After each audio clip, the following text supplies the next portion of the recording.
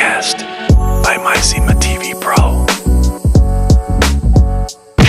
Bonjour, aujourd'hui, pour ce deuxième épisode de Podcast by Missima TV Pro, on se retrouve pour un podcast qui va parler du harcèlement scolaire et des réseaux sociaux. Le harcèlement scolaire dépasse aujourd'hui la sphère de l'établissement scolaire, pour aller jusque dans l'univers familial. Ce sont les réseaux sociaux qui ont participé à cette propagation et intrusion familiale avec Facebook, TikTok ou Instagram qui sont utilisés comme des relais au harcèlement à l'école.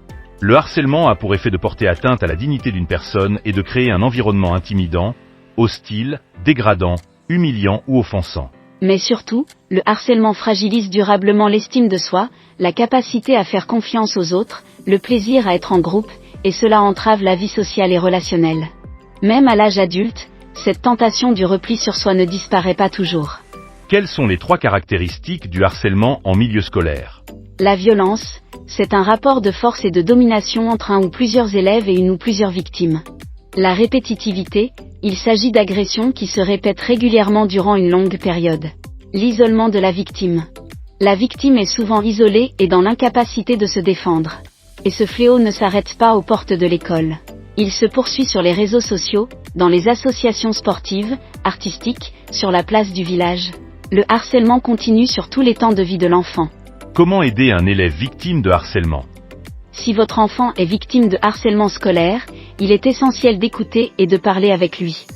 Cela vous aide à savoir ce qui se passe afin que vous puissiez agir avec l'école.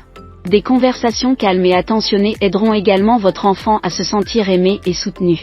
Certains enfants ne sont pas très bavards sur ce qui se passe à l'école.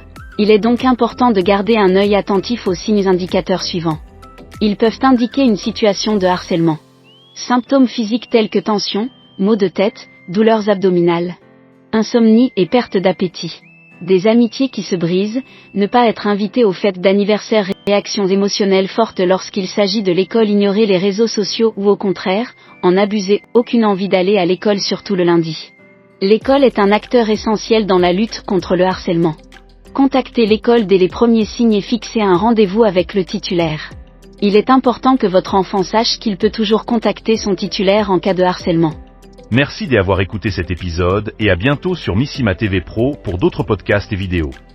Podcast by Missima TV Pro.